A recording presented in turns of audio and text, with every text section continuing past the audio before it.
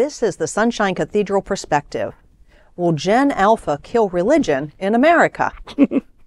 America's religious landscape is shifting. Large numbers of Americans have left the most prevalent religion in the U.S., Christianity.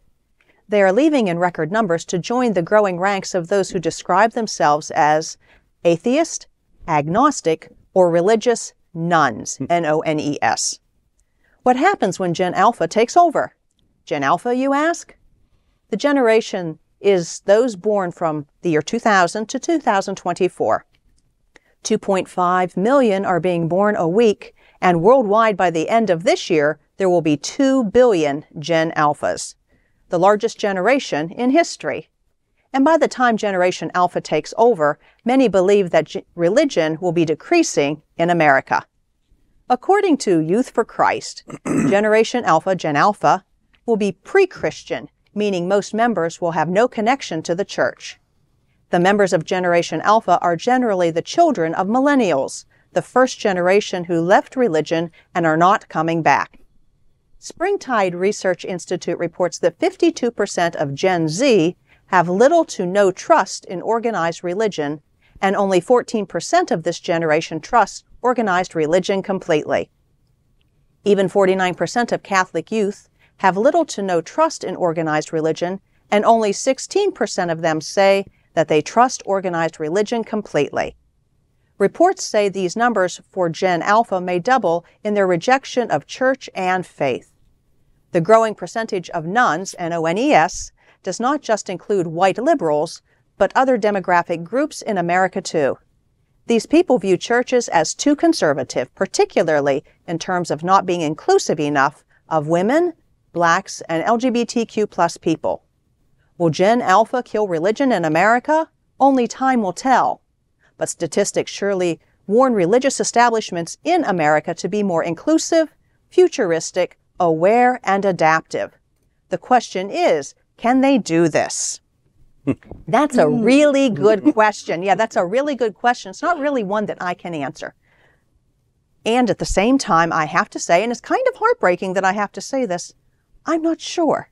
I'm really not sure that they can. I can't speak, of course, for other churches, other faith traditions. I can only speak of my experience and what I see. I've been a church person for a whole lot of years, all my life. And I see the church of my childhood and churches that I've attended in the past shrinking, unwilling to change, not really being inclusive. It concerns me. I truly don't know if these churches are willing to make that step to be inclusive and welcoming and affirming. I don't know. Yeah. Well, we'll certainly see. They are going to have to do things differently. Yeah. And they're going to have to be adaptive, and sometimes adaptive way more quickly than some people are just now thinking, well, should we get rid of this 1929 hymnal and, maybe switch to this 1984 hymnal? Oh, let me just go ahead and preach your funeral now. Yeah, exactly. Dearly beloved, we are gathered here. But they, whereas I did a workshop during COVID. It was online because you couldn't get out. But it was for, I think, 2 different conferences I did online. And it was called how to Grow Your Church by Closing It. And it was because we had to close like everyone else did. And so we just switched online. And this happening out, our amazing producers. And we started doing dailies. We almost as much or more programming as ever before. Yeah. We had weekly classes, we had daily prayer, we had weekly worship, we had book studies. Like we just took, and a lot of those things we never got rid of. Yeah. And because they were so popular, everything's back on, on campus in the room, but we almost compete with ourselves because people have choices now. Yeah. And so Reverend Kevin preached a sermon on Sunday about how we have continued to grow, and most of that growth was in this way. Yeah. Like we're growing in how we serve people. Was it 40,000 last year? That we serve food. Yeah. We grow up how we invite people that tens of thousands of people each month come to this campus for one reason or another. That we grow up how we reach people online, millions of people each year. And so our pre-COVID numbers in the room were a little bit more than our post-COVID numbers. but our beyond that numbers are astronomical compared to what it was before. So we had to rethink even what church meant. And I remember futurists telling us church of the 21st century is going to look different. And I'm like, oh, that just sounds like silly social science stuff that people trying to make up a thing to write a paper about or whatever. No, they were right. That the world changes, and if you're going to be part of the world, you've got to also change. Yes. And so we are this very large and very vibrant and very widespread, which is very different than how we started, though. Yeah. But we had to change our focus. We had to do it quickly. And if you're not willing to do that, you are going to suffer. When was the last time you talk about all these churches you visited? When was the last time you visited a Temple of Apollo? You know what I mean? Or how many? And no dings to the Christian Scientists. I love a lot about the Christian Scientists. But how many cities have you been in where they had the 1st, 4th, and 7th Church of Christian Science? Where did 2 and 3 and 5 and 6 go? You know what I mean? And so that's we have already ahead of us. You're going to have to adapt. You're going to have to evolve, or there will be consequences. Zoroastrianism is very careful to not change and not to proselytize. And in fact, I think you almost have to be born into it. When was the last Zoroastrian you met? Yeah. I think there's like 2,000 of them in India, and that's it on the planet. When was the last Shaker you met? Wow. You know what I mean? So I don't know that Gen Alpha will keep the church alive. Right. But I do know this. Bishop Spong used to say this, and he was a bit of a futurist, he called it the people in exile, Christians in exile, that the institutions weren't working anymore. So how do you keep the faith? How do you keep community? How do you keep growing and searching, blah, blah. So he called it Christians in exile. But he said, and he got this from a mentor, any God that can be killed ought to be killed. And I think that's true for the institutions about those gods too. If it can be killed, then let's just celebrate the life it had. But if it's meant to be, Gen Alpha may actually save it. It just won't look anything like the churches we grew up in. But they already don't if they're thriving. Right. So it's either going to be a very different kind of church, or it'll be replaced with something else. But I know that people will always need spirituality. People always need community. People always need kindness and love and generosity. And people are going to find a way to make that happen. The way we've done it is with Jesus as our mascot. But it's not the only way now. It never has been the only way. And Gen Alpha will either redefine it, or they'll come up with a new thing altogether to meet the same goals. I'm not that worried about it. I think what you just said is what's going to happen. Gen Alpha is going to look and see what's there and make it relevant to them. And that's what we do. So why should religion be any different in the future than it has been from the dawn of time until now?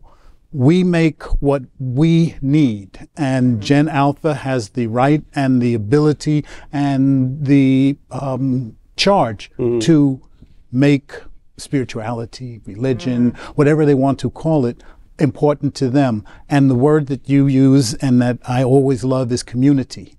They develop community, or they can develop community around a spiritual thought, or just build community around the concept of, oh my goodness, love. You know, we have a few Gen Alphas running around the church now. Wow, that's right, we must. You know, you look at my We Facebook sure wall, do, you'll see 2 of them from last Sunday on my Facebook. And I actually Mara was born in 2021. Isn't that amazing? there was one that I did 2 baptisms for last week. And she was so precious, she got up on the piano bench, just started playing the piano.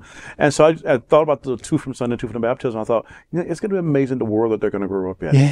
And not only the world, but the church life that they grew up in. So, you know, I kind of go back to my mama, daddy, Baptist roots a little bit, you know, train a child in the way that it should go. And so I'm thinking, okay, if these little ones are already been introduced to what this looks like, this complex of a Sunshine Cathedral, all that it is, what would it look like by the time that they're running this place? Right. And I want, if you're 20, 21, 22, 25, 30, this, and the future is going to be what you create or whatever, I want you to listen to Granddad and Big Mama and Nana and Papa over here. What are you calling Nana? Because when this is in the vault and it opened up. Because when we were your age, we were involved Phoenix. Yes. Yes, Oh we gosh. were. Yes. I was we were. all slung Yep. up in Queer Nation Oh, gosh. and, Yep. and Act Up, and Act Act Up, Up, yeah. Act Up. and MCC was still pretty new, the Metropolitan Community Churches, and there was the feminist movement, the womanist movement, and the civil rights movements, and we were in all of that. Yeah. We were in sure all were. of that. And what got us excited and what was changing the world and what really got noticed were movements. And so in this kind of work, you will either be a movement or a museum. Yeah. And Gen Alpha has the opportunity and maybe even the responsibility Yes. to keep the movement going or start a new one. Yeah. But we need movements, not museums. Yeah. So do what you're going to do, and God bless you. Yes. Amen. All right. Next up, we are excited to tell you about our next adventure with our Global Fellowship. In 2024, this year, we'll be going to where the hills are alive as we explore Austria and Alpine Europe for Gay Oktoberfest. Space is extremely limited, so make sure to go to happeningout.travel/sunshine to reserve your space now.